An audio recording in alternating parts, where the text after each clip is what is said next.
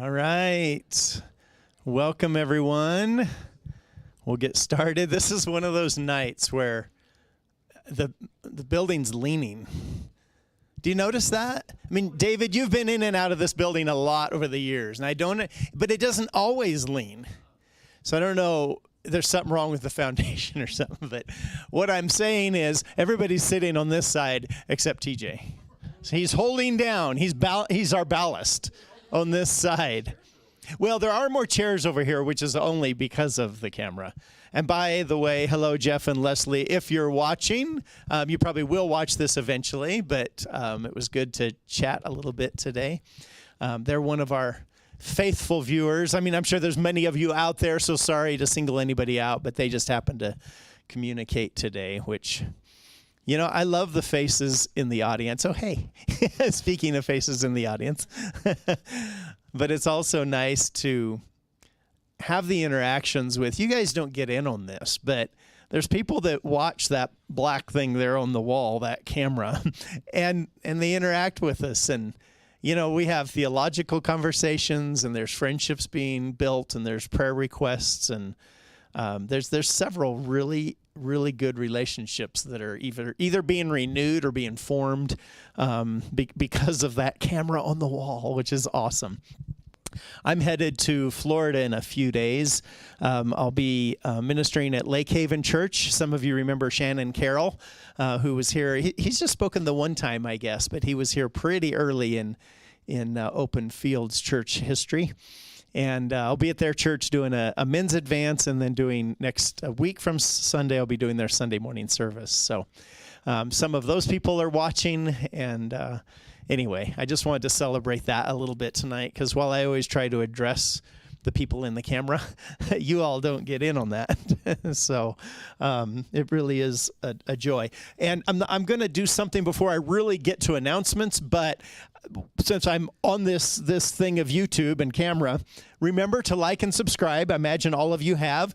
If you haven't and you're watching, please do so, because it helps people find us. And our numbers are going up. I believe we're still at 111. I don't know if somebody can confirm that for me. But, you know, we're growing, and that impact is important and good. And so if you have people maybe that can't come on a Friday night and you want to invite them to go to YouTube and find us, all the Friday nights are there, plus our awkward conversations. And there's some good awkward conversations coming up.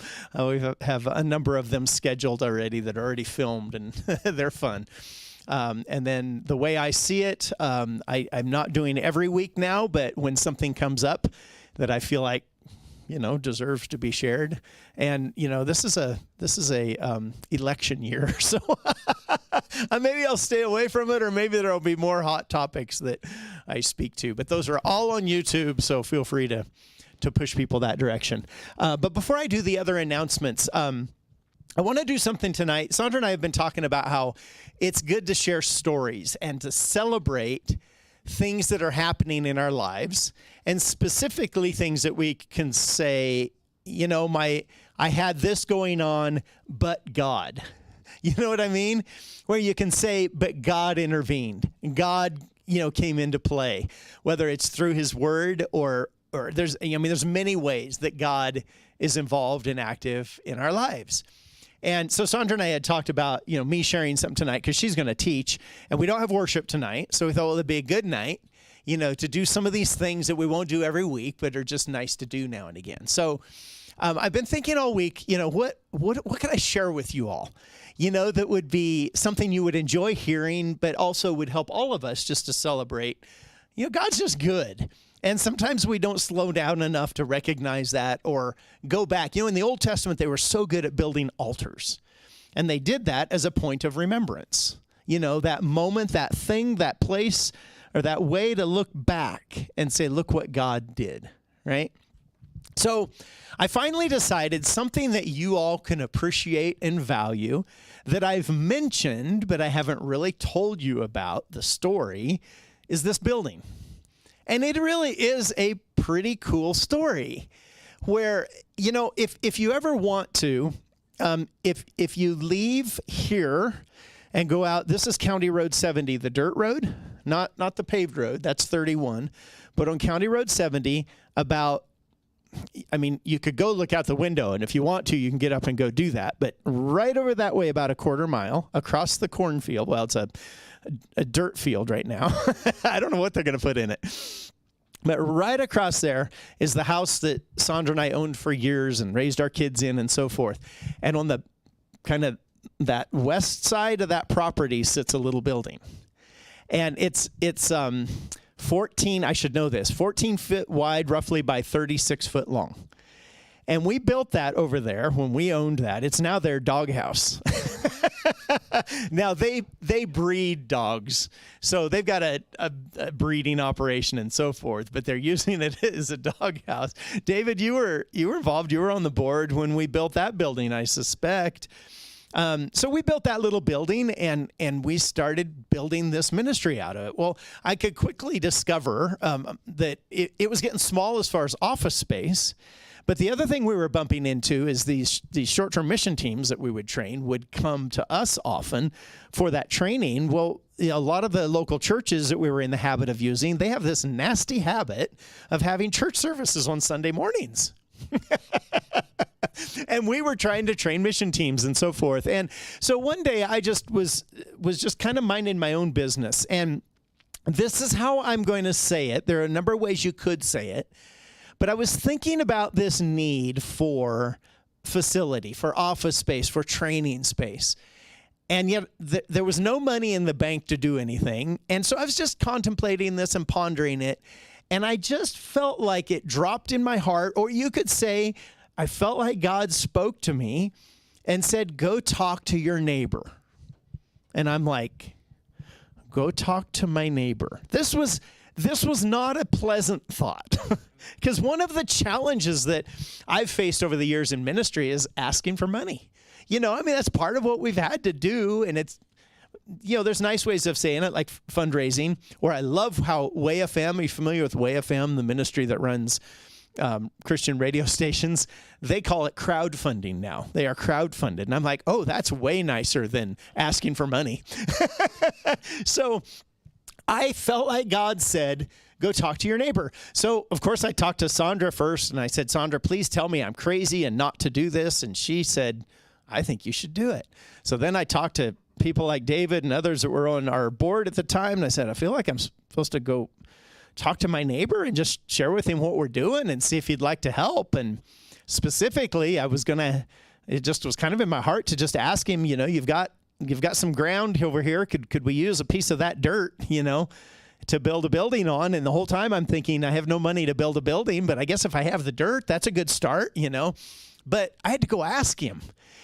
That was unnerving. So I took a couple weeks and just prayed about it and was just like, God, are you really asking me to do this?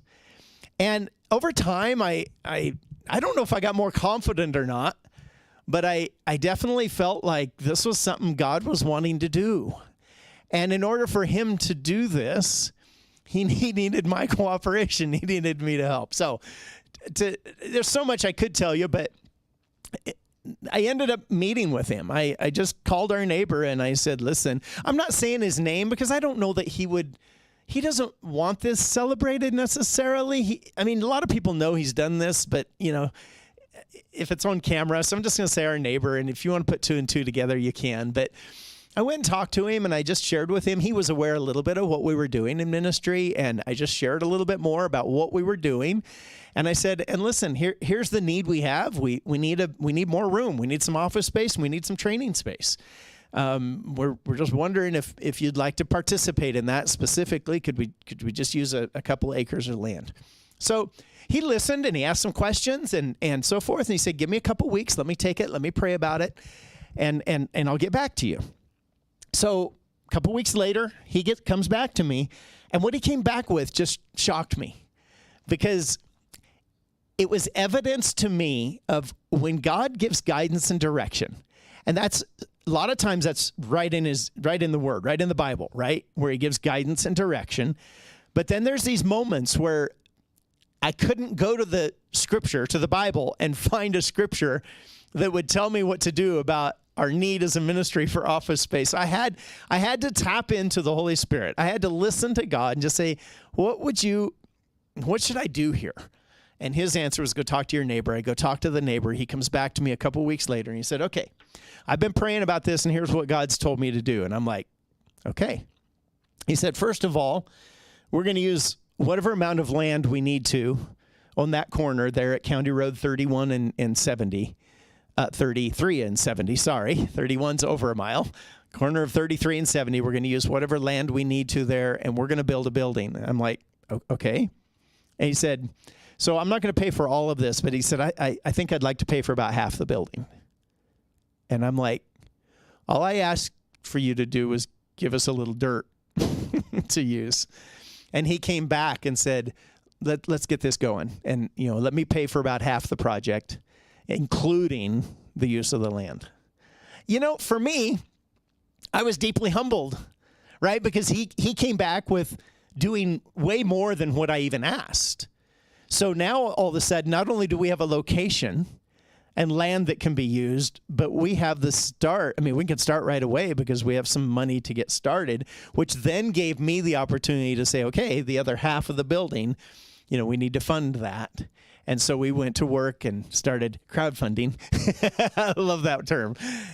And in the end, we sit here tonight in the year 2024 in that building, in that structure, that a little obedience to God, but really just God's idea playing out. A little obedience by me, more obedience by others, in my opinion. Those that, really came in, and lots of people then came along and gave time and donated money and donated materials. And our plumber, I hadn't even met this plumber before, but he came along and he said, listen, I heard about what you guys are doing. And he said, I want to come in there and do all the plumbing. And I'm like, okay, great. How much do you need for materials? And he said, no. He said, I'm going to pay for all the materials, and my guys and I are going to come in. We're going to do all the plumbing. I just want to do something for God, and this is something I can do. So we just had so many things like that. By the way, he's a great plumber. I've used him on a lot of projects. I'm not going to give his name on camera, but if you need a good plumber, I've got a good referral for you. He's done lots of work for me that he gets paid for now. He did the one for free, but I've paid him good for some other jobs, and he's worth every penny. So if you need a good plumber, I've got the guy. But it's just so cool to think that we're sitting here in this building tonight, and enjoying, there's 14 or 15 years now of ministry that's taken place in this place that all started out of just taking some steps of obedience. How many years is it, Sandra? Are you counting it? You counting something else? Okay, I saw her counting. We're in that 14, 15-year mark that this building has been being used because God dropped an idea, and then myself and many others included were willing to act on that idea. And we sit here tonight doing something that, if we had to rent space to do what we're doing with open fields, it would be very prohibitive, And we're not having to do that. We're able to be here whenever we want to be here, whether it's for a Friday night or a Sunday afternoon movie night that I'll remind you about here in a little bit, whatever it might be. Sandra and I have, Sandra has a life coach business, so that happens out of here. We have a young couple that we're doing some premarital counseling with. We can meet with them here whenever we want to, because we don't have to be limited to somebody else's schedule or rented space or whatever. It's such an amazing gift. So if any of you that might be watching that you participated in that, thank you. There's a couple people in this room that were involved in that process. It's a blessing, and I'm thankful for the way God moved in this very tangible way, but that has reaped a lot of spiritual benefit and reward, including us meeting here tonight. What a gift and what a blessing, right? Anyway, I just wanted to share that story with you a little bit. There's maybe pieces and parts in there that I left out, but I do find it such a blessing and a gift that we're able to be here and meeting in this place and doing what God's put on our hearts, all of us, to do, because he moved on men's hearts and men responded and acted, and here we sit. Is that supernatural? Yeah, I mean, it is in a lot of ways. You know, we heard at Bible school all the time that it's the natural and the supernatural coming together to make an explosive force for God. You know, and yeah, this is very natural and practical, but it has opened lots of doors of ministry and let us do a lot of things, including tonight, that we wouldn't be doing otherwise, or it'd be difficult to do, or they'd have to happen in another way. God could still come through, but this is how he came through, right? So what a gift. So anyway, I just wanted to share that with you and celebrate a little bit tonight, God's goodness and kindness, and just fill that in for you a little bit if you've been wondering, how's this building here? All right, a couple of quick announcements. I just talked all about crowdfunding. So if you want to crowdfund us, we are crowdfunded. Just go to the website if you want to give. You all know all the details on that. And of course, there's the boxes at the back and at the front door as well.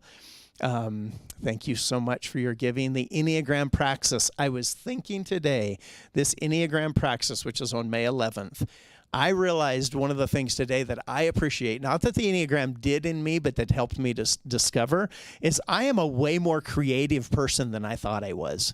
I didn't think I was very creative at all. But because of the Enneagram, I was able to see some things, and I realized Sandra had been trying to tell me for years, so she's probably like, why'd the Enneagram help you see it? I was trying to show you a long time ago that I am quite creative, and I'm glad I see that because I make decisions a little bit differently because I'm like, wait, I can tap into that. Where, you know, what do I see? What is it there? Where's that creativity? And it comes out, you know, differently in me than it does, say, in Sandra, but what a gift in my life, and I'm glad I see it. So the Enneagram does things like that for you. So for you guys, it'll be something different, but come and enjoy a day. It's going to be amazing. It's a Saturday, May 11th. And then we have a movie night coming up, which is Sunday, April 20th, 6 p.m. right here.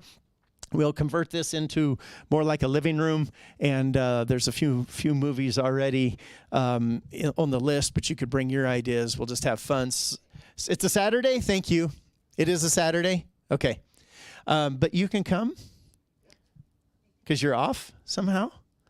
Anyway, we don't have to talk about that, you know, in front of everyone. But can you give us your work schedule, please? No, good. So it's a Saturday. Thank you for correcting that. Sandra is going to go get actual movie theater popcorn. Like the real thing. She's going to go get in my head, she's going to go get a bag that's like 6 foot tall and like 3 foot around. That's what I'm envisioning. I don't know what she'll actually bring in, but that's what my creative head is seeing. So we'll have actual movie theater popcorn. Everybody else just brings snacks to share and we'll have a good time. I think that's it. Sandra, I will turn this over to you. And what's the title tonight? Oh, 17-year-old Joseph. All right. I'm going to sit over here and balance the room out a little. Thank you. So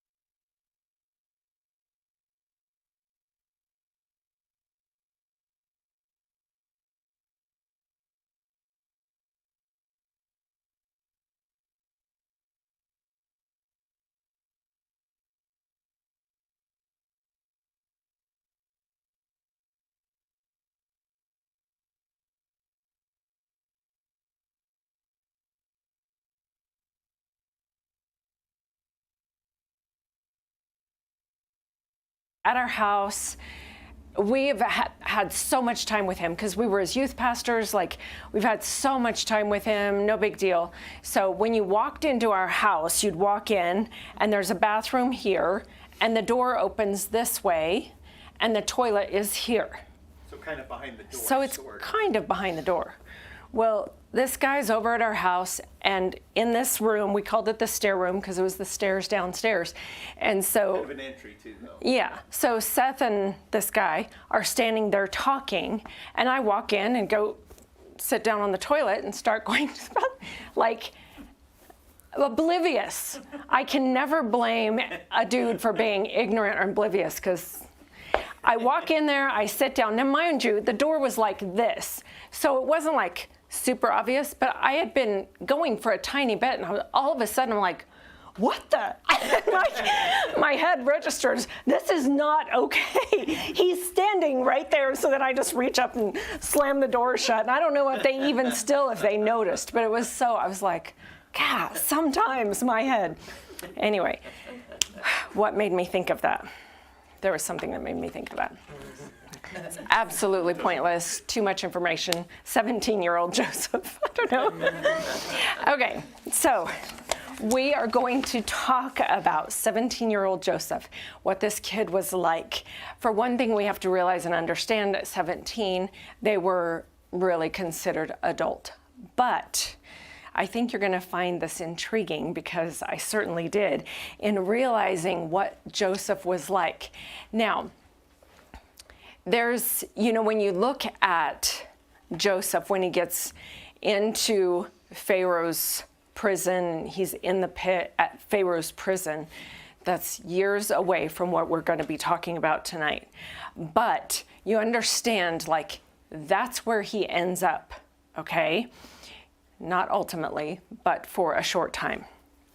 So I wanted to look at who is Joseph, because I'm curious, how many of you were taught that Joseph was incredibly honorable, and he just kept believing God for the dream to come true? He was just this holy, righteous, amazing man that you should, like, as teenager, I remember being taught we should respect him, look up to him, like he's this great example of just holding out and believing God for your dreams, and this idea. Now, that is true in the sense that Joseph did hold out and continue to believe a dream.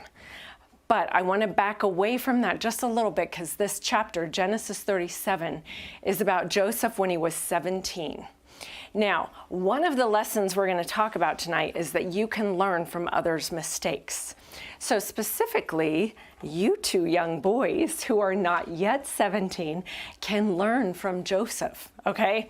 The rest of us also have things we can learn from Joseph, but I want you to think about Joseph at 17. So, first of all, let me say this. Joseph is the single longest story told about a character in the Torah other than Moses. So when we look at Joseph, we will read about him in 37, 38, not as much, 39, 40, like carries on for a ways. So Joseph, we learn a lot about. He's talked about a lot. Something else I want to say, I think I've mentioned this a couple times, but I haven't emphasized it a lot, which is Genesis is about trusting the story. All of Genesis is God trying to get his people to trust him. That's all that is happening in all of Genesis. Trust the story. That's the point. Now, when we get to Exodus, things start to shift and change. But I want you to have that in your mind when we're learning about all of the characters that we already have learned about and who we're going to learn about. Joseph is 17 in this story, as we've talked about. Another thing just to note is that Jacob, remember the last time we talked about Jacob, he had a name change, correct? Do you remember what his name was changed to? Israel. So Jacob in this Genesis 37 is and a few chapters after, it's interesting because sometimes he's called Jacob and sometimes he's called Israel. And that's very interesting because Abraham had a name change and Sarah had a name change. And from that name change on out, they were referred to as their name change, Abraham and Sarah. Before that, it was always Abram and Sarai. Now, Jacob has a name change and his is back and forth. So just an interesting thing to note. There is some observation, that that when Jacob is referred to in Scripture as Jacob, he's not walking out his godly identity. And when he's referred to as Israel, we see him walking out his godly identity. Now, I could agree with that, but one, I haven't researched it enough to say I agree with that totally. But two, right away in Genesis, we see him referred to as Israel when it's being told to us that Israel loved Joseph more than all of his other sons. So I kind of go, that's a little problem right there for me. So it's just something to see, to consider, to think through. I don't have any dramatic revelations about that, okay? All right, so Jordan or Dave, would you show us that very first video? This is just an overview.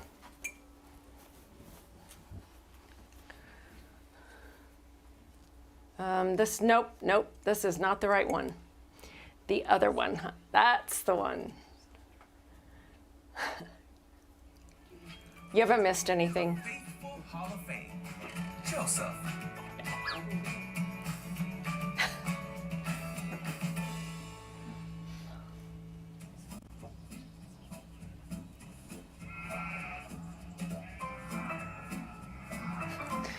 It's hilarious. It's circus dance. I know.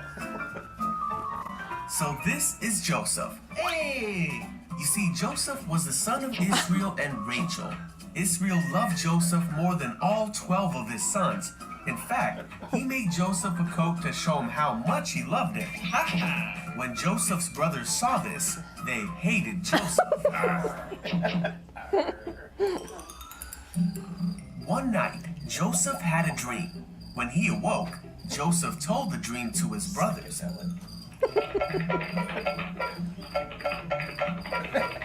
He said, "Listen to this dream I had. We were gathering grain when suddenly my bundle of grain rose up and all of you bowed to me." This made his brothers hate Joseph even more. And they said, "You're gonna rule over us?" Then Joseph had another dream. And he told it to his brothers and his father. He said, "Listen, I had another dream, and this time the sun and moon and 11 stars were bowing down to me." This time Israel heard the dream and rebuked Joseph, saying, "Will your mother and brothers and I actually come and bow down before you?" The brothers were even more angry when they heard the second dream. Israel, however, decided to think about what Joseph was saying.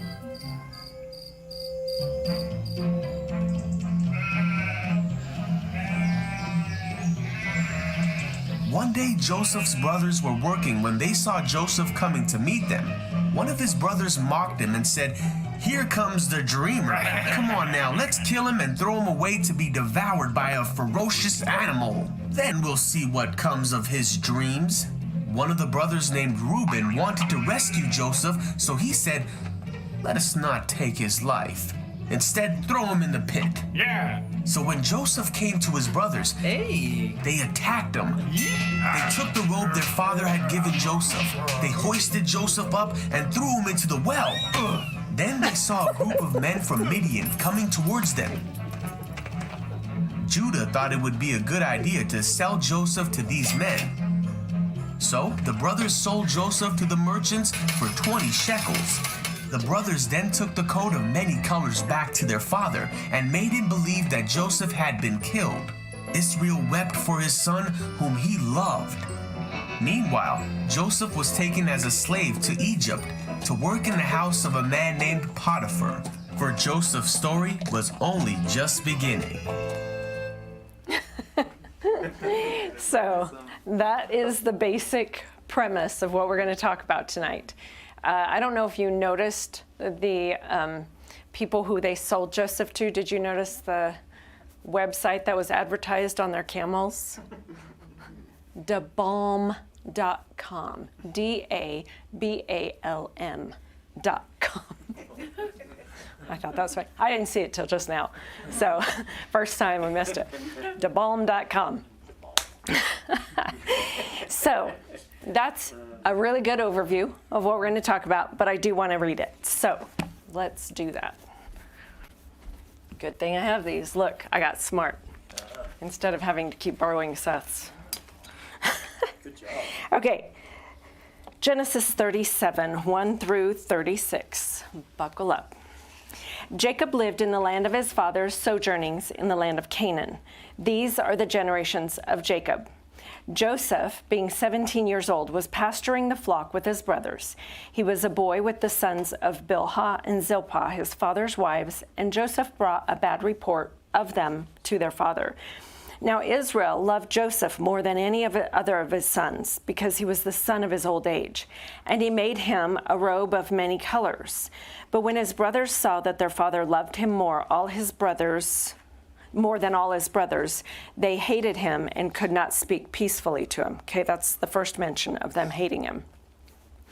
Now Joseph had a dream, and when he told it to his brothers, they hated him even more. Second mention. He said to them, "Hear this dream that I have dreamed. Behold, we were binding sheaves in the field, and behold, my sheaf arose and stood upright, and behold, your sheaves gathered around it and bowed down to my sheaf." His brothers said to him, "Are you indeed to reign over us, or are you indeed to rule over us?" So they hated him even more for his dreams and for his words. Then he dreamed another dream and told it to his brothers and said, "Behold, I've dreamed another dream. Behold, the sun, the moon, and 11 stars were bowing down to me." But when he told it to his father and to his brothers, his father rebuked him and said to him, "What is this dream that you have dreamed? Shall I and your mother and your brothers indeed come bow ourselves to the ground before you?" And his brothers were jealous of him, but his father kept the saying in mind. Now his brothers went to pasture their father's flock near Shechem. And Israel said to Joseph, "Are not your brothers pasturing the flock at Shechem? Come, I will send you to them." And he said to him, "Here I am." So he said to him, "Go now, see if it is well with your brothers and with the flock, and bring me word." So he sent him from the valley of Hebron, and he came to Shechem. And a man found him wandering in the fields, and the man asked him, "What are you seeking?" "I'm seeking my brothers," he said. "Tell me, please, where they are pasturing the flock?" And the man said, "They've gone away, for I heard them say, 'Let us go to Dothan.'" So Joseph went after his brothers and found them at Dothan. They saw him from afar, and before he came near to them, they conspired against him to kill him. They said to one another, "Here comes this dreamer. Come, now let us kill him and throw him into one of the pits. Then we will say that a fierce animal has devoured him, and we'll see what will become of his dreams." But when Reuben heard it, he rescued him out of their hands, saying, "Let us not take his life." And Reuben said to them, "Shed no blood. Throw him into this pit here in the wilderness, but do not lay a hand on him, that he might rescue him out of their hand to restore him to his father."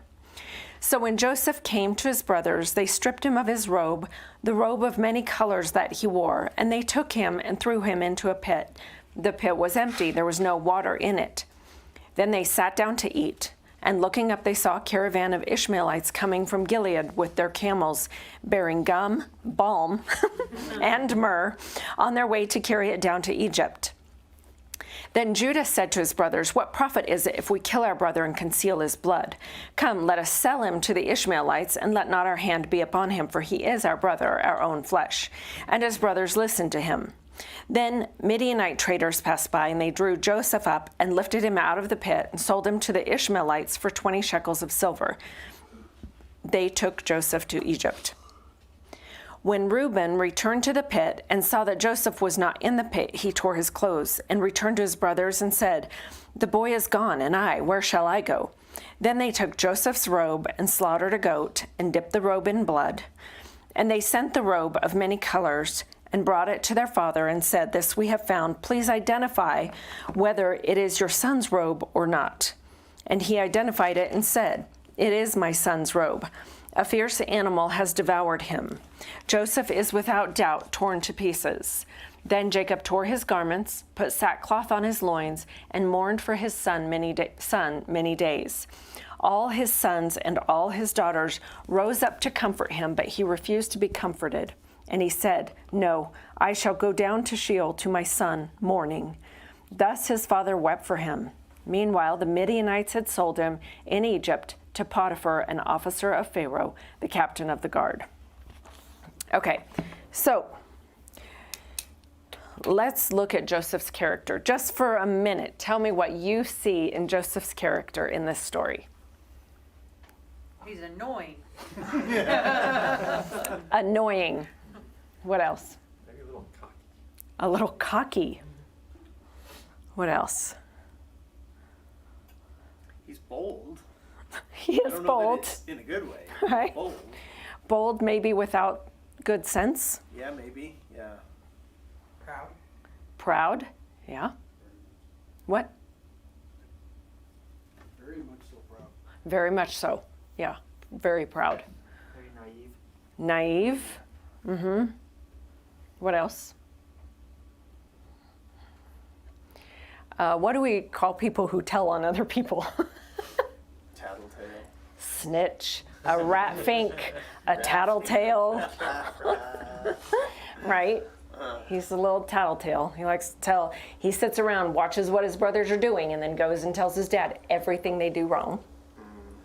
Annoying. Right? Okay, so we see he tends the flocks with his brothers. He also helps the sons of his father's wives. Same thing. He tells on his brothers. He was very loved, right? Like his dad totally loved him. It's interesting listening to one of the guys I listened to, who's a rabbi, says that it was customary for the father to give tunics, cloak, coat, robes to his sons. Like that was kind of a standard thing. But to give Joseph a second one, that was apparently very nice, very pretty, very well done. That, as you can imagine, created some issues, right? So it was loved more than any of his siblings by his dad, Jacob. Now, let's think about this a little bit. Jacob comes from who? Rebecca. Wait. Yeah, that's right. Yeah. Yeah. Isaac and Rebecca. Mm-hmm. Okay, so Jacob comes from Rebecca. What story did we talk about with Jacob? Leah and Rachel. The what? Leah and Rachel. Leah and Rachel. So it was Rachel. It was Rachel. Yeah, sorry. So Isaac and Rachel. So Isaac, remember, married Leah, not because he wanted to, because he was tricked. And then he worked another 7 years and got Rachel. And they had 2 kids that we talked about. What are the kids' names? Jacob and Esau. Yes. Okay. So remember the story. Jacob loved who? And Rachel loved who? Do you remember this? I know it's hard. It's a good one. Good. Jacob loved the big, strong, hairy guy who went out. Sorry, Isaac. Isaac loved Esau. Rachel loved Jacob. Yes. I know. Wow. I didn't know I needed the whiteboard, but we do. Okay, so here we have the dad and mom, right? Isaac and Rachel. Isaac loves Esau. Rachel loves Jacob. Jacob steals, except he doesn't steal. He gets the birthright because Esau willingly is like, who cares? I don't need it. I'm hungry. I'm hungry. This is more important. Esau was foolish. Did he Jacob, talk about yeah, he did. I don't care. I'm just thinking of big dumb jock Esau. I'm just hungry. I need some food. Right? So Esau was the loved one. Okay. Jacob was loved by his mom, but not by his dad. Now Jacob is loving Joseph more than the other brothers. You would think that Jacob knows what that feels like and wouldn't have had a favorite son, Yeah. right? But no, he just does the same thing his dad does. I'm going to pick which one I like the best. Joseph was one of the youngest, next to the youngest. Benjamin was the youngest, and then Joseph, and then we have 11 others in front of them, boys, right? 11 boys, and then we have Joseph and Benjamin.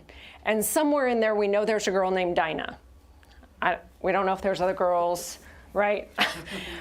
So, this is the story. Jacob loves Joseph more than any of his other sons. Now, here is one of those learning moments for us in this story. One thing to learn is learn from others' mistakes. My life has significantly gone the way it has because I watch and learn. I watched my sister, and I can't tell you how many times I was like, that's going to be dumb. Like, that is not going to go well. She's going to get in so much trouble, right? And it was great because she's older than me, so I could just watch all the things all as I'm growing up. Watch and learn. That is a big lesson. As you are growing, as you are learning how to do life, even if you're an adult and you're learning how to do life, learn from others' mistakes. Something else that Seth and I did is we would point out the mistakes of others to our kids.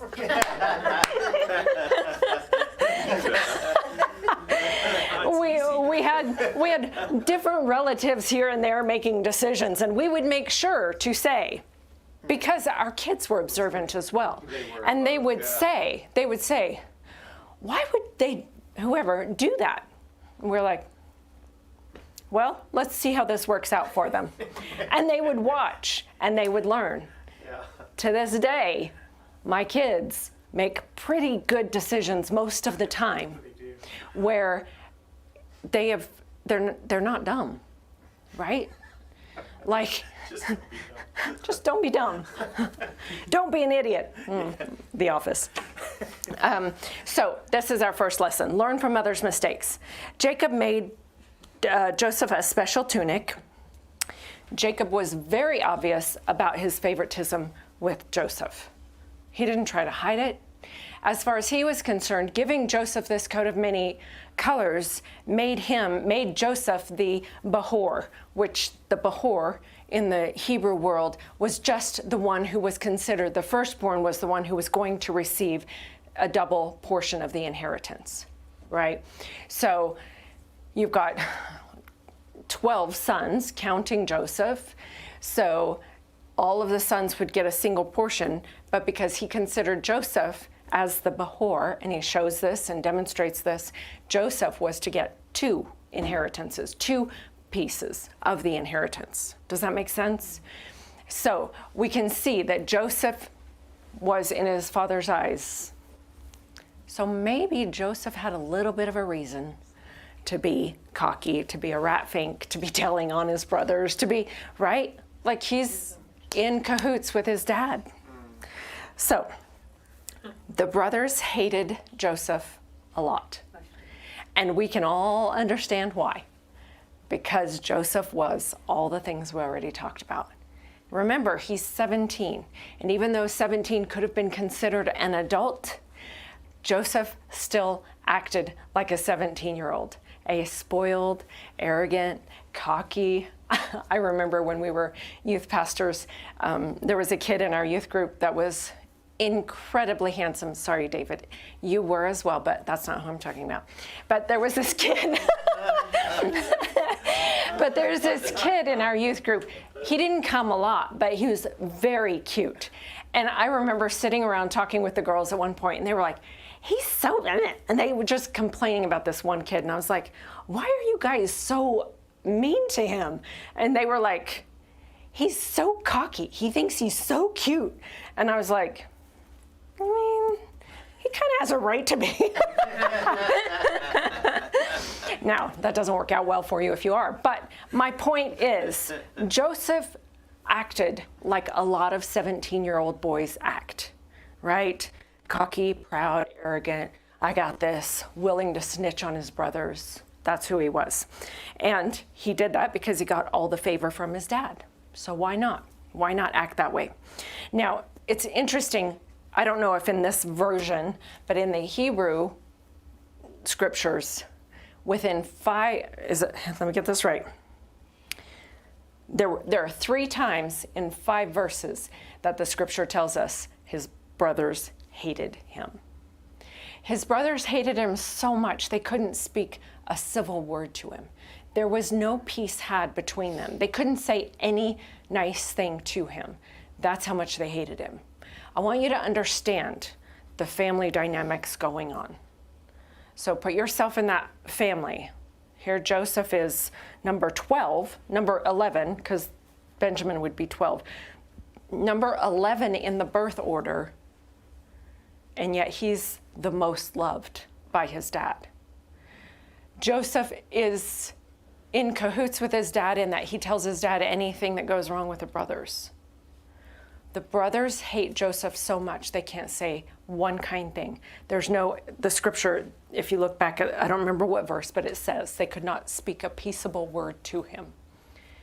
Okay, so these are the family dynamics. Again, I want to point out, the Torah is not sanitized and never has been sanitized. By that, I mean, the writing of the Torah was not nice to begin with, and it's never been cleaned up and made pretty, right?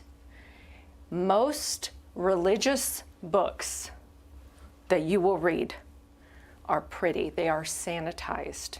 They are clean. I'm talking religion other than this, right? So it's important to understand the Torah is very clear in saying these are the families that came into existence, that God loved, that God used. These are the people God used. Remember Jacob, deceptive little, right? Abraham did not handle the situation with his wife well, plus a few other things. Noah, yeah, he built a boat, but there were lots of things he didn't do well. Cain and Abel, like the stock that we come from, that we've been bred into as Christians, they're not sanitized. They don't have it all together. And that's important for us to understand, because if God can use them, God can use us. And that's important to understand, that in the midst of my failure, in the midst of my flaw, in the midst of my cockiness, my arrogance, my pride, my selfishness, my tattletale, my anything, hatred, even we're going to see God used Reuben and God used Judah in the midst of their hatred for Joseph. God wants to and can use you no matter what you just did.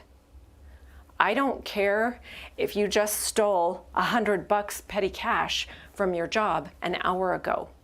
God can use you now. I do care, like, not smart, don't be an idiot, but it's not like all of a sudden you're not usable to God. And I think it's important for us to understand that. Okay, so we know Joseph's brothers hated him. It was so great of Joseph to share his dream with his brothers, don't you think? Like, brilliant. No, right? That picture where he's banging the pans coming out of the tent is hilarious. And then the tuba. Right? Joseph is like, hey guys, I have an announcement to make. You all need to just hear my dream because you need to help make it come true. And besides that, you just need to know this is how God sees you. This is how God sees me. So I'm going to make sure you hear my dream. This kid, no. Keep your mouth shut. Let the dream sit in your heart. You can contemplate it in your heart all you want. You probably could have even told your dad about it and talked about it with him. You don't need to tell your brothers your dream. 2 things I want to mention here for our lives now. When we have a dream, there's reasons to share it. There are people, I'm not talking about just a dream you have at night. I'm talking about a dream in your heart. There are people that you can tell. It will be safe and good to tell. And there are people you should not tell. And you have to hear from God and be sensitive and aware of that. Who can I share this with? Who should I keep my mouth shut with? Second, what was second? I think it's important that this is what's second. It's important that when you get a word from God, whether that's in a dream, somebody shares a word. I've thought so many times about that word you had from Will when he was here. I've thought so many times about that. It is so important when you receive a word from God, whether through another person, whether in a dream, whether even in your own heart, you feel like God said this. It's so important to know what to do with that word.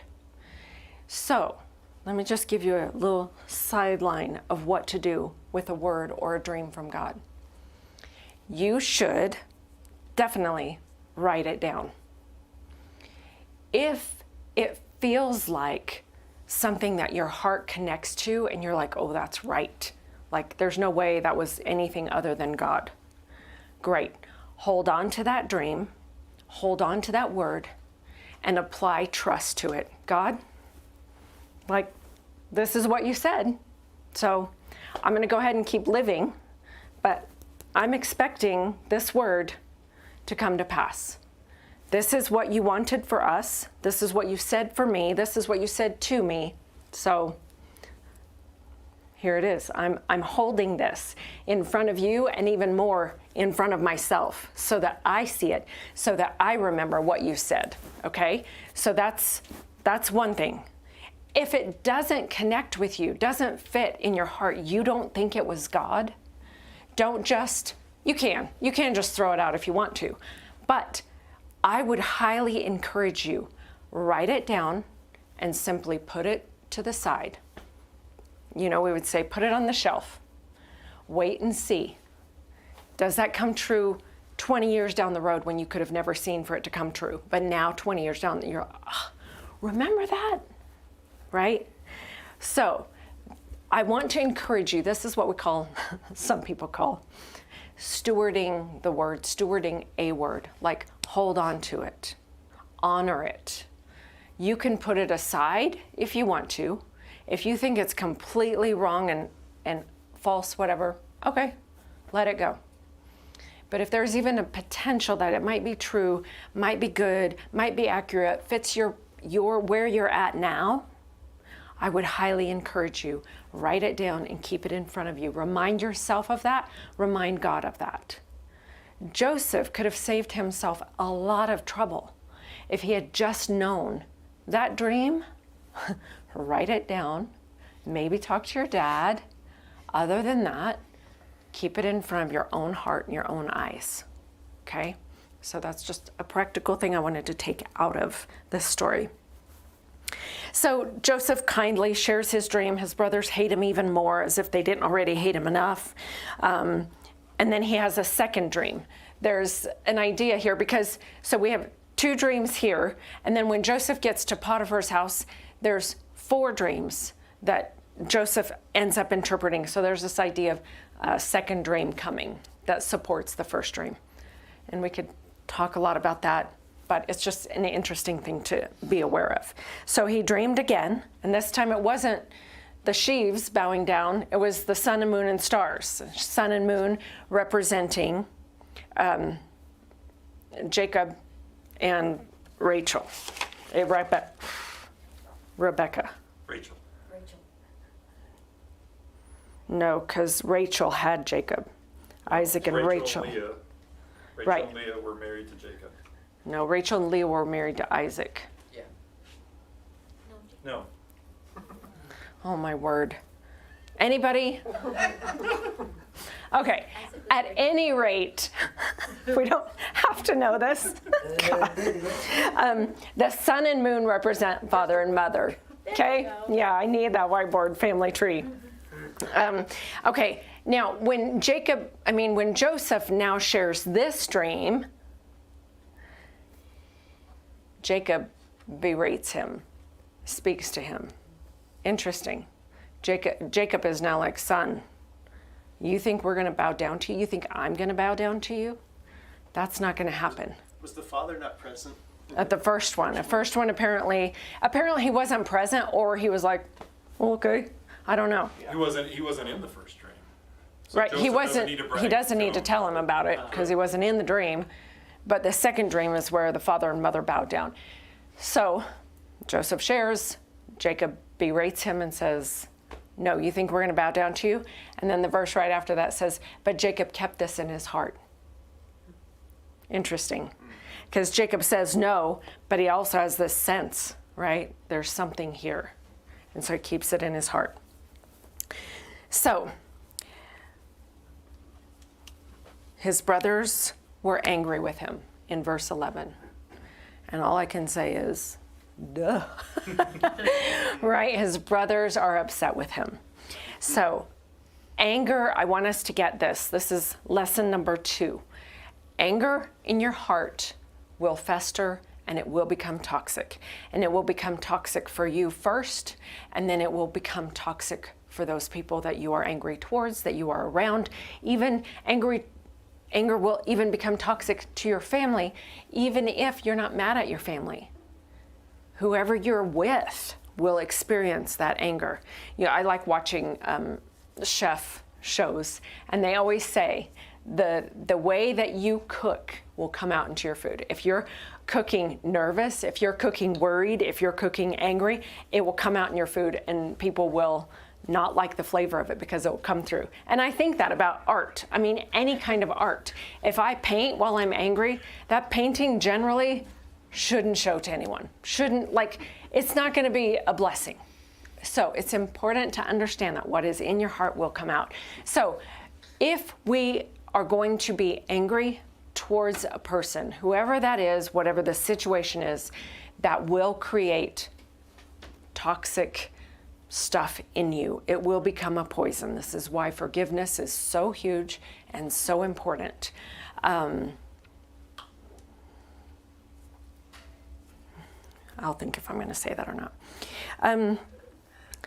So the thing to do with anger is deal with it. Let it go. Figure out how to let it go. Deal with it. Sometimes it's forgiveness. Sometimes it's recognizing your own fault in the situation. Sometimes it's giving grace to somebody else. A lot of times it's giving grace to ourselves to go, hey, you screwed up, but it's okay. There are certain Enneagram numbers who really need to understand how to give grace to themselves, because they generally can forgive and let other people whatever, but they will just hold themselves to this standard that is ridiculous. So it's important to know how to let go of anger, how to release it, how to forgive it, okay? I want to encourage you. We are going to talk about this a little bit later.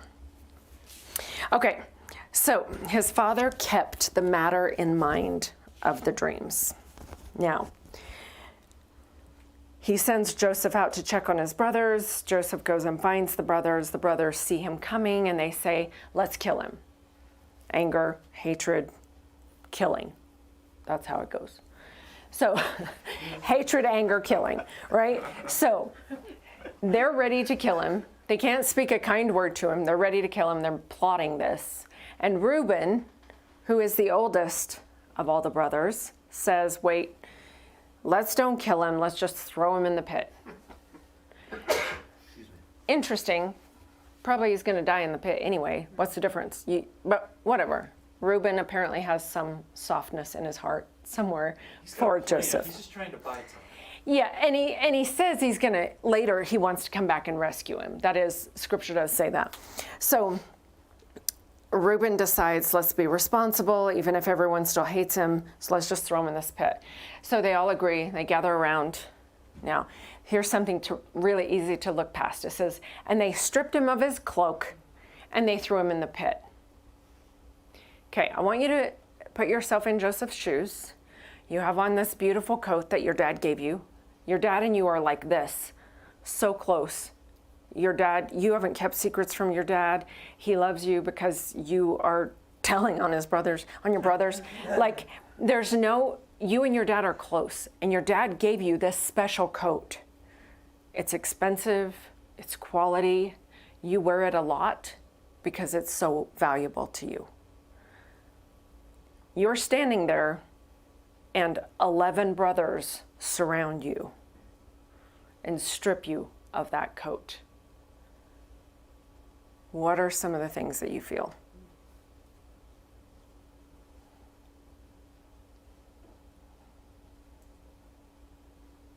Anger, fear, Probably regret at that point. regret, sadness, humiliation.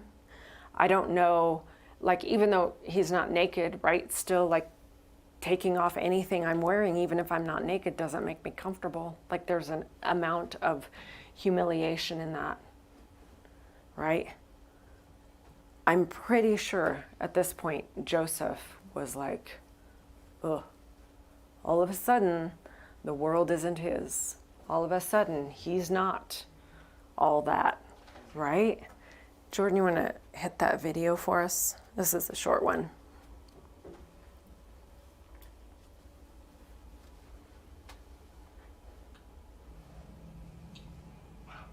This is the only chance you'll ever have to be done with him. That's right. To assume our rightful place once the old man's gone. Do it. Don't your mind. You can't spill a brother's blood. Have you thought of the curse which will fall upon us if we do this? Stop it! Stop it now before it's too late! Stop what? Ignore him. Don't speak to boys who come to work in groom's clothing. We come in search of more tales to tell. Father wants a report, and he thinks I'm the one to do the job. He told me... Forget what he told you. You report on me, and it'll be the last thing you do. Simeon! I'll do as Father instructed. Simeon, stop it! I'll do as Father tells me. And your warning smells of too much... Hold him back!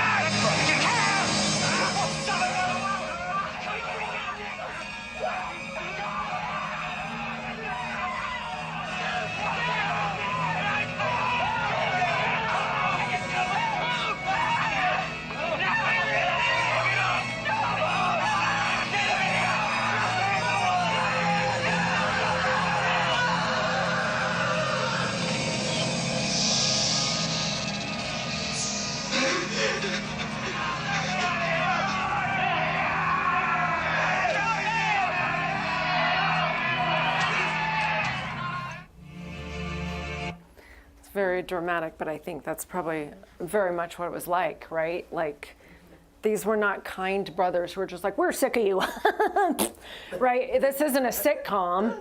This is like, we want to kill you, but we're not going to kill you. We're just going to throw you down in this pit.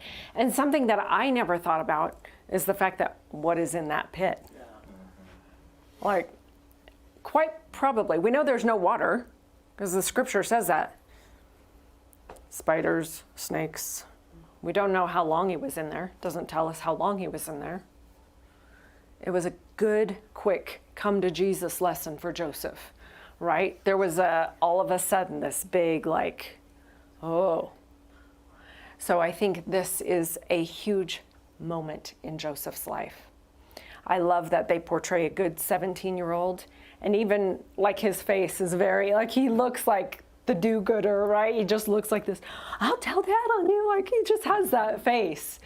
And he even says, I don't know if you heard it in there, but one of the things he says is, one of the brothers warns him, and he said, yeah, and I smell wine in that warning. In other words, and you've been drinking, and I'll let Dad know that, right? Like just this whole idea. And these brothers, and it shows them like dropping him from the hand, you know, one of them has his wrist and drops him, and I don't know. Was it that? Was it like he's on the ground and they just shove him in? Again, so many possibilities here, but all the cuts, all the scrapes, and he's stuck in this pit. No care, no wound care, right? So this is the moment that Joseph, I'm sure, has some reality checks. Can I see that picture? I just pulled up one of the pictures of, again, who knows? But it was basically, the picture was, I mean, the pit normally would have been a well. So it makes sense that it would look like this stone around the top part of it, and then the pit. And then after it says they threw him in the pit, the next verse says, they sat down to eat. Harsh. Like, that is a big statement. One of the things that I read says, there are few more damning lines in the Bible. These men have just thrown their brother, flesh and blood, into a pit where they intend to leave him until he dies of hunger or thirst. And then they sat down and enjoyed a meal. That's a lot. Verse 26 through 28, Judah now defends his life. He is our brother, our own flesh, and his brothers agreed. So Judah suggests selling him as a slave. But this is apparently not what happened. Now, bear with me. I know he got sold. But we see in verse 29 or 30, excuse me, we see that he was thrown into the pit, but then it says, and the version that I read is funky, but in a lot of versions it says the Midianites came, and they are the ones who pulled Joseph out of the pit. Now, I don't know if there was a sale there, because right after that it says the Midianites sold him to the Ishmaelites who took him to Egypt. Okay, so we've got the brothers throw him into the pit. The Midianites pull him out. I don't know if they pulled him out exactly because they bought him or not, but there was a price paid for him. That was from the Ishmaelites paid the Midianites for Joseph. And they paid him how many, what does it say? How many pieces? 20 pieces of silver, which I looked up. Again, not 100% sure this is accurate, but according to what I've read, that's like $200 of today's money. That's $100. It's kind of a slap in the face. I mean, I hope I'm worth more than $200, right? Like, I think about if I get sold, surely I'm worth a little more than 200, right? I mean, I'm, halfway through life. So, Judas yeah. sold Jesus for 30. 30. So that's 300? So Jesus, yeah. I thought of that too. Like, what? Anyway, just an interesting thing. So the Ishmaelites are the ones who take Joseph to Egypt. Now, the reason I think this is that I don't think the brothers actually sold him to the Midianites, because in verse 29, Reuben returns to the pit, supposedly to rescue him, right? That was what we were told he thought he was going to do. And Joseph isn't there. And Reuben is shocked that Joseph isn't there. He's shocked so much so that he rents his clothes. Now, if they had all sold him to the Midianites, he would have been there, seen the whole thing, knew Joseph wasn't in the pit, but he doesn't know that. So when he goes back and Joseph's not in the pit, this is what makes me say, the brothers had no clue. Last they knew, Joseph was in the pit. Just an interesting little glitch in the story. And the things that I read about this all say similar, that apparently they didn't actually sell him. They talked about it, but apparently they didn't actually sell him, because it was the Midianites who pulled him out and then sold him to the Ishmaelites. Again, not a big deal in the scope of the whole story. But Reuben returns to the brothers to tell them the news. Now, what do the brothers do?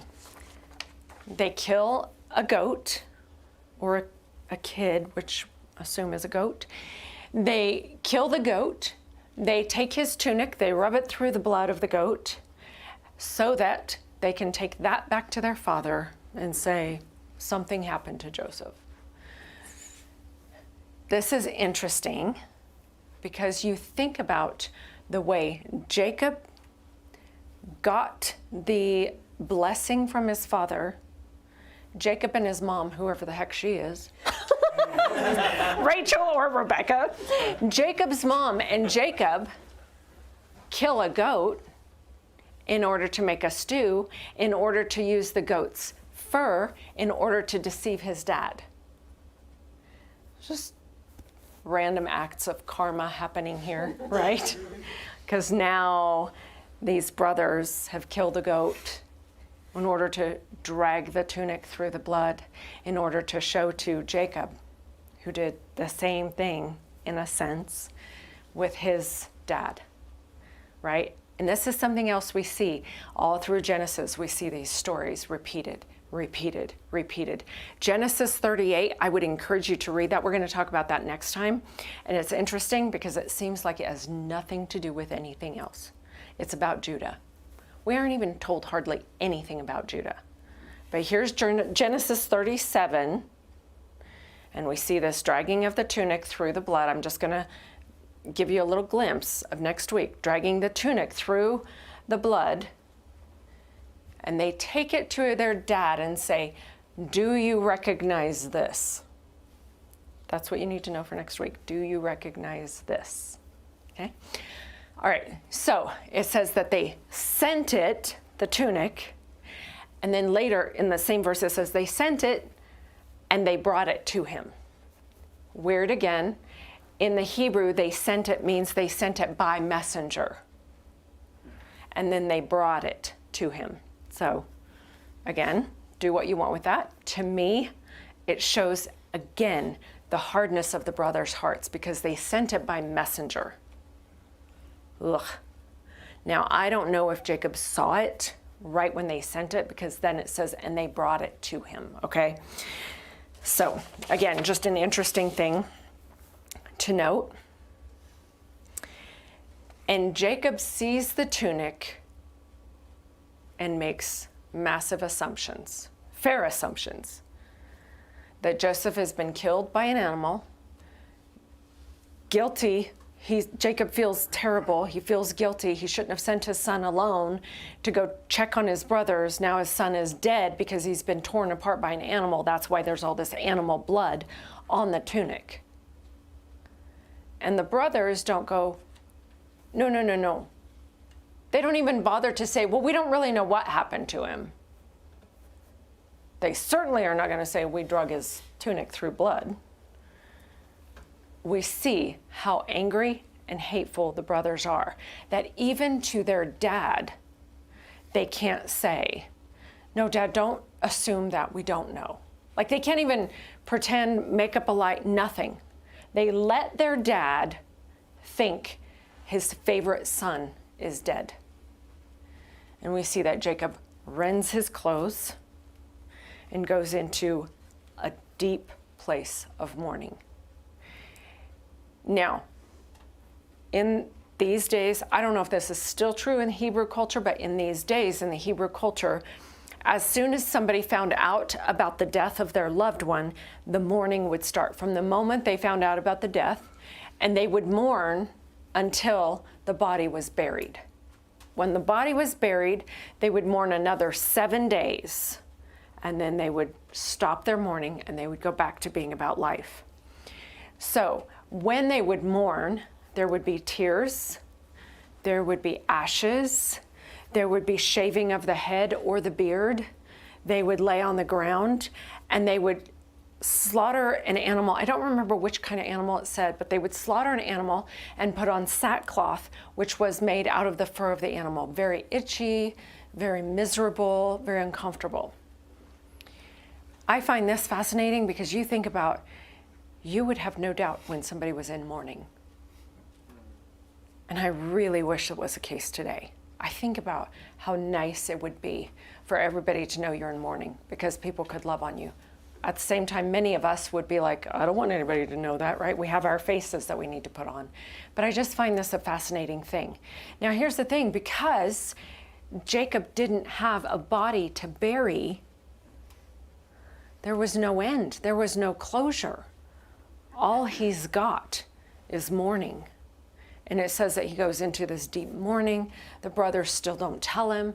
The brothers don't try to convince him of anything except to stop mourning. These boys are not loving and gracious and kind because they have become hateful and angry, right? And they don't even know what's happened to him at that point, though, right? Other than they threw him in the pit. Yeah, they know he was in the pit. I don't know if they even know that he was rescued. Like, it doesn't seem like they know. So just interesting to see how the character of these individuals plays out and what happens in their lives. No, because doesn't later in the story, doesn't one of the brothers end up, how do they find out he's still alive? And then they're shocked that he's still alive. So Yeah. I don't think they know. Yeah. When they're coming back and they're in the family. Yeah. Yep. shocked. Yeah, they're Yeah. shocked. Which we will talk about, but not next week. But we will talk about that because they are, he discloses himself to them. They don't know who he is when they see him again. Okay. All right. So Jacob didn't need to be told anything. He makes these assumptions, right? Now I think about Jacob and I think about what he's been through. His favorite wife has died. She's not here.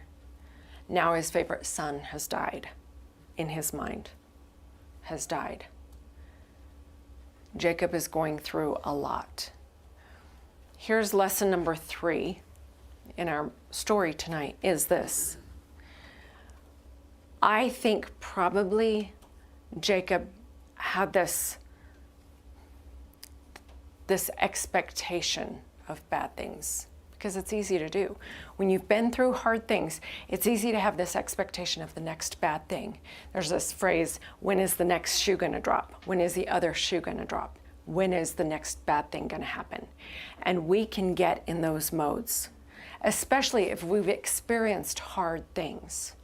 It's easy to start thinking, oh, well, and just be a little bit on edge, waiting for the next phone call, waiting for the next bit of news, waiting for the, right?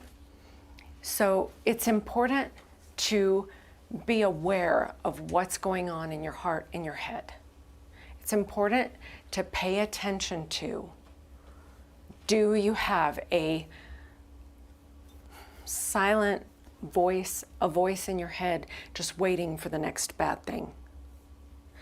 And the reason this is our other lesson in this story is I want you to consider if you have that kind of an expectation.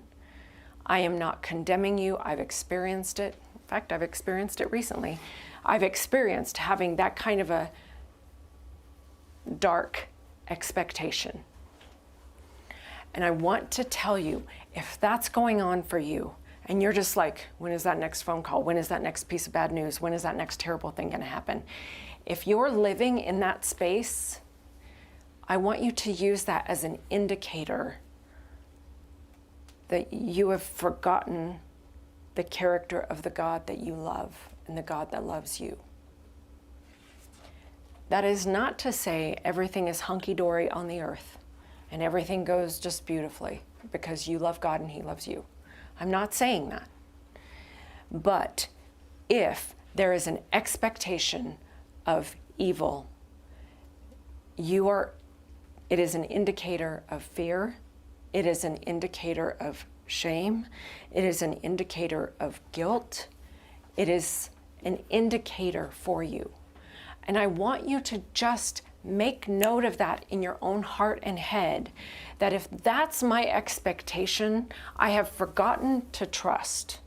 I have forgotten to do Philippians 4:8, which says, whatever is good, whatever is true, whatever is worthy of praise, whatever is lovely, whatever is beautiful, anything that's of good report, think on these things.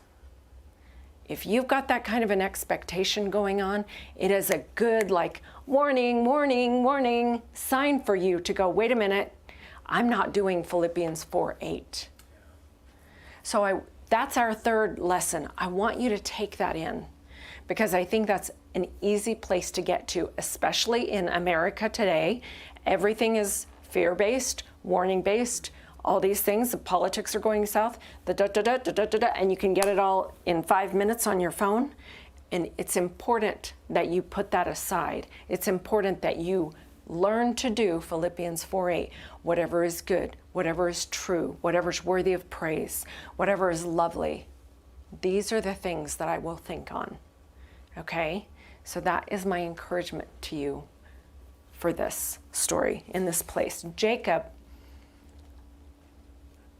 was faced with another dark moment. He didn't seek the Lord. He didn't ask God, what's happened to my son? He didn't seek the Lord before sending Joseph out.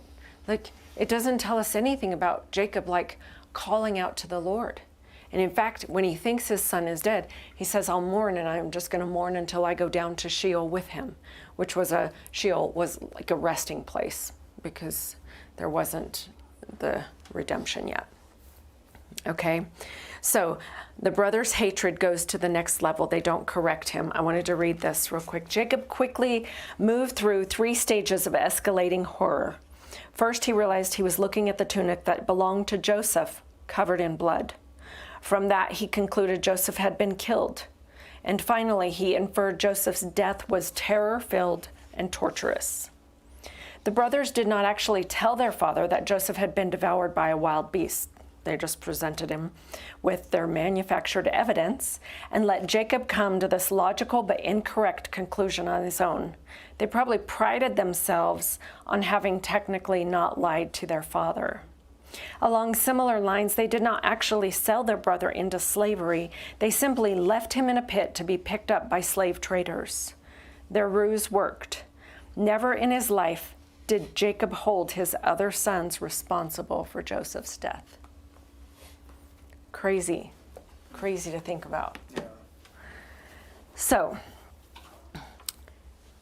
the brothers' cruelty is not to be dismissed, and understanding how much they hated, how angry they were, how toxic their hearts had become because they allowed themselves to meditate and dwell. You know, those brothers out in the field were talking about how much they hated Joseph. Yeah, he told me this. Yeah, he did this. And then he went and told Dad, right? Between 11 guys, which does what? Increases. More and more anger, more and more hatred, more and more rage, till I'm ready to kill someone.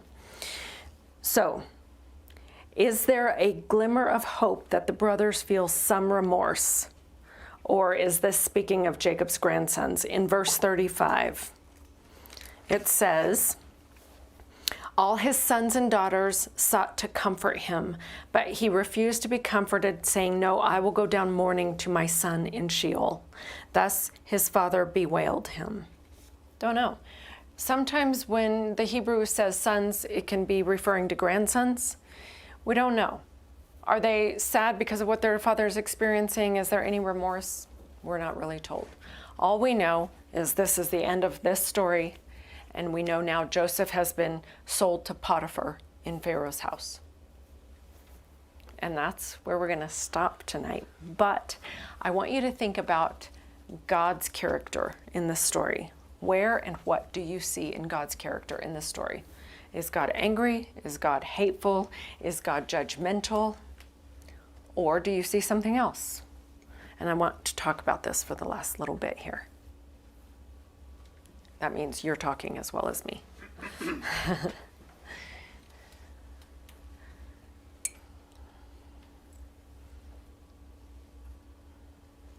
like types and shadows? Where do you... I do want to know, I want to know types and shadows about Jesus. But first, I just want to know, what do you see God's character is in this story? What is God's character in this story? See a lot more about people's character. Yeah, absolutely. We see a ton about people's character. A couple things I picked up. Favor for the only begotten. How so? Oh, yeah. Yeah, because favor from Jacob to Joseph, the idea of father and favorite son, favored of the only son, God, Jesus, love, compassion. Definitely, that was one of the things I said is we definitely can see the character of God in Jacob's love for his son.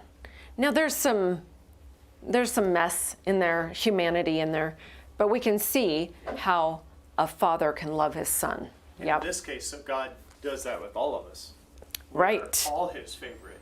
Yes. And exceedingly loved. I'm his favorite. Provided for, cared for, just as Joseph was. Yeah. I mean, that is a good image of God. He just can do it with everybody instead of just one. Mm-hmm. I wondered and this is hard and I think this is hard for me anyway, thinking about how much I know that God works and intervenes in things on the earth. But sometimes it's hard for me to consider how much does he. And I wonder if did God send the Midianites across Joseph's path? Or were the Midianites just going there and that just happened and it was just good I luck? think God sent them. Yeah, I mean, it's interesting to consider that. Is that God's kindness providing a way out for Joseph, providing he Well, he had a gets plan to for the... Joseph. Right, there's What a that... great Which he's got a thought. I plan never for all of us, heard but that. Yeah, he was working through Joseph, right? Yeah. So Yeah. his story was not done. yeah, it's such an interesting thought. Because you all know this, I don't think that God is in control of everything that happens, right? I think God intervenes in moments, and I think there are moments that are like, this is important, this needs to happen, this is a big deal, and that God's hand intervenes, for sure. Doesn't mean God's doing everything. So in this story, I wondered, is that a kindness from God that the Midianites came by? Well, and how horrible for the Midianites to come by, and then he's sold into slavery. You know that was a horrific experience, and yet it was way better than being in the pit. Yeah. So it was a salvation, right? I mean, it was a deliverance Yeah. from the pit. Yeah. That, of course, then excelled him to great heights, great promotion. But that Yeah. took time. Yeah. I think maybe even with that, God's mercy, Mm. mercy Sure. and rescuing him, but even mercy in the brothers not being punished. Mm. I don't know if he had any. Interesting. And in fact, we know down the story, Yeah, they're actually saved in the process right. as well. So he was jumping Yeah. into all. Right? Yes. We don't know that yet. 'Cause Yeah. it's there in the story, but right? Yeah. Easy. Yeah. That's If really that's good. the case, then I have no problem believing in God's mercy for my life. Right. I mean, if he Yes. have mercy on them. On those guys. Right. Yes. I know yes. it's smart to compare myself to somebody else Unless with. Because we're all God's favorite. That's right. That's right. Favorite. Yeah. Yeah. For sure. Also the fact that, like, if you're Joseph and you're thrown in that pit with spiders and snakes and whatnot, like, that feels real great to have somebody rescue you, even if you're going as a slave. Oh, sure. I heard, Yeah. oh, it was Jordan Peterson. It was hilarious because he was talking about this story, and one of the things he said is, I don't know exactly how it worked with slaves in that day. Like, you could just randomly sell your family. I thought that is funny. How does that work? If you're family, I can sell you. Anyone else, I can't sell. But family, I can sell. The kidnapping laws hadn't been written. Right, right. There's a statement in the Old Testament. I think it would have fit in this era at some point, that there was no king at the time, and therefore every man just did as he saw in his Fit in his own, to do. in his own heart. So Yeah. you could see how there was lots of time like this, Yeah. in the Old Testament where sure, go Yeah. sell them. Nobody's gonna stop you. Yeah. Well, he Well- didn't know any of them. They didn't know him. They had no connection to him, right? Right, the Midianites had no so clue. Yeah. He wouldn't. was just going to be another mouth to Here's feed. this guy he just found in a pit. So Yeah. we don't need him. I wonder how they found him. I'm sure he was yelling. You think? That's what I was thinking. Maybe, Yeah. but if he, Just tell me depending you how guys long it join. had been, because if it had been long, he would have been. Right. Or if He you're was out a in the talker, desert, I mean, so he was. Yeah. It was his tuba. Because That's you what did it was. see in the movie he threw it. It went in the pit. In the pit. So he yeah. had it there to use. Maybe they went to get water. Maybe. Oh, Yeah. and they found. Yeah, because I'm thinking Yeah. if you're in the desert, I mean, how many people were walking by? Yeah. How busy is And they're this not like place? walking right by the pit, probably. Right. So I also was thinking, Well, was but somehow Joseph chucking rocks out of the pit? You know. Because But if he they found went to people who water- told him to say, go to this town over here. So, Yeah. I mean, Yeah. probably not that far out of. Probably Yeah. not. And they're walking everywhere, right? Right. So you're not going too far out. Yeah. Right? Okay. So real quick, anything about Jesus types and shadows do we see in the story? We'll kind of wrap up with this, and then I've got one little homework assignment. Father, Son, Father, Son. robe of righteousness, being thrown into the pit, Delivered. sold from into the pit. slavery, The older brothers representing the law, putting him there. It's a lot. That's a lot. There is a lot of type and shadow in this story. That's 5 just off the cuff. God's deliverance, getting him 6. Yeah. Eventually Joseph Saving his brothers. out there. 8. Mercy on them. Mm-hmm. So real quick, there's a ton of Jesus that we can see in this story. That's beautiful. I didn't think about the robe of righteousness one. I like that. Okay, so your homework assignment is I want you to think about the 3 lessons. 1, learning from others' mistakes. 2, anger, hatred in your heart creates problems for you. And 3, any sense of impending doom kinds of thoughts. And I want you to take those 3 things, and surely one of those you go, yeah, that's me. Whatever that one is, I want you to go home and I want you to journal about that and ask God what he thinks about that. This was the one thing I said about Jacob. If he had sought God, God could have told him, your son isn't dead. I don't know why he didn't go look for him. Yeah, like it was a massive assumption. Yeah. Yeah, it's kind of crazy. When you have that many kids, though, I mean, Yeah, I don't know. I don't think it's that massive of an assumption. Well, I mean, it probably wasn't in their day. Like, He right? didn't We don't show have up. wild tigers And out then here now we killing have- people, Yeah. but This robe with this blood on it. right, So right. he's probably, he knew Joseph would come back Mm-hmm. if he wasn't. My thing is, why didn't they go look to see if he was injured somewhere? Yeah, maybe he's But still maybe he alive. did, and But maybe we that don't know that. too is like Maybe it's just not in there, right? Maybe it just didn't get written out. true.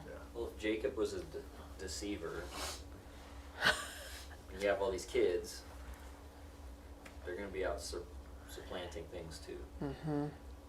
Like here, It is interesting that Jacob is a deceiver and now he has been deceived. You know, they say the easiest person to sell something to is a salesman. That's hilarious. It's That's hilarious. it's true. Yeah. Well, he deceived himself, kind of. Yeah. Yeah. Which, how many times have you deceived yourself? Right? Like, we do that. I mean, maybe you I do it don't. all the I time. have. Yeah. Today, at the end of work, I thought I was talking to a lady, and another coworker, and I thought in her voice she sounded mad. So in my mind, I just played into it. Oh, she's mad, she's mad, she's mad. Yeah. And then I had to call her and say, "Did I offend you?" And what? What are you Right. talking What are about? you talking about? And so it's all the time, Mhm. that we do that to ourselves. Our minds play tricks on us. Yeah. Yeah. Not to that extreme, but I would. Yeah.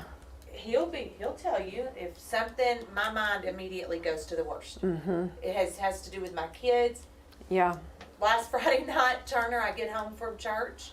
Turner's not there. Usually he's texting There, us or yeah. calling us. Usually it's 11:15. I jump in the car. I'm like, I'm going to find him. It says he's at work at this place. He shouldn't be at work at 11:15 at night. Then I can't find the place, so now I'm panicking more. So I drive back to the house. I tell him, we can't find him. This is not normal. Like, that's Yeah. my heart, Yes. right? So Yeah. I get back in the car and I'm headed out again, and then I get a phone call from him.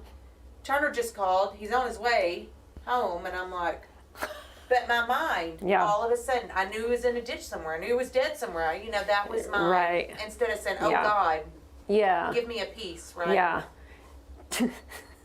I'm True. telling on myself, but that's true. Like, and then I threatened him, don't you ever do that Right. to me. Right. You better call. Yes. He said, well, I thought y'all would call me. And I said, oh, no, don't make that assumption. You call me. You tell me. Yeah, it's so funny. Like, as a parent, I know there were times where, you feel that fear and concern and you're worried, and then they show up, and then all of a sudden it's just instant anger. I love you so much.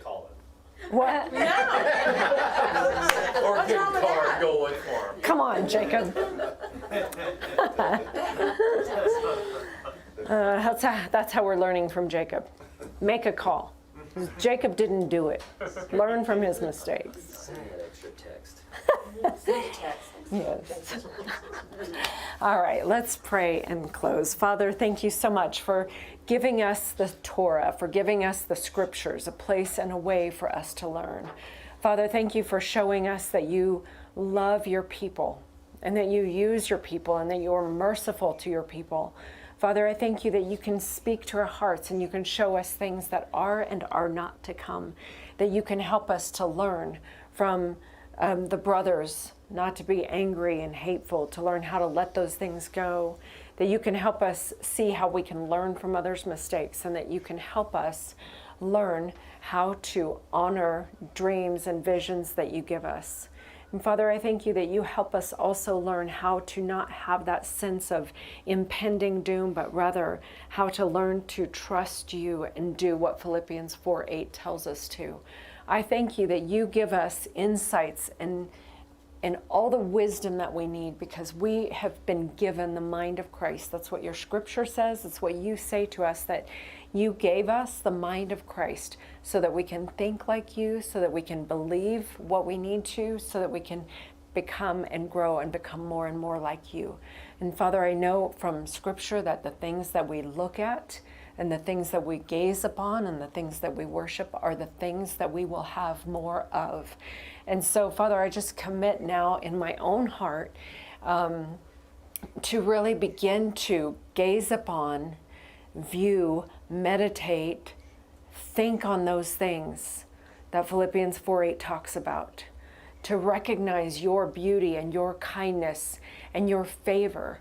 Father, to instead of counting all the things that go wrong, to count the things that have gone right. And we've got so many of those kinds of things in our lives that we can think through and we can count all the things that have gone right. I know for me, just in the last couple weeks, there's so many things that I've asked you for that you have provided and you have given.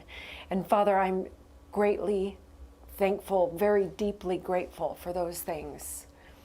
Father, I pray that as we go through this next week, that we will put these things into practice in our lives, that we will contemplate and meditate on the character of you, on the gift of Jesus, on how we see Jesus in this story, on the mercy that you have for us.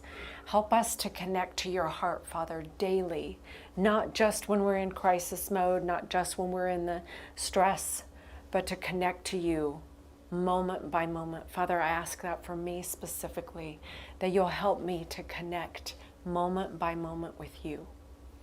In Jesus' name, Father, we love you so much. We are so thankful for you, for your kindness towards us. And we trust you for really great things going forward. And we bless your name. In Jesus' name, amen. Okay, you all are dismissed. And we will see you next week. And I'm excited about next week. There's a big thing to learn next week. It's a good one.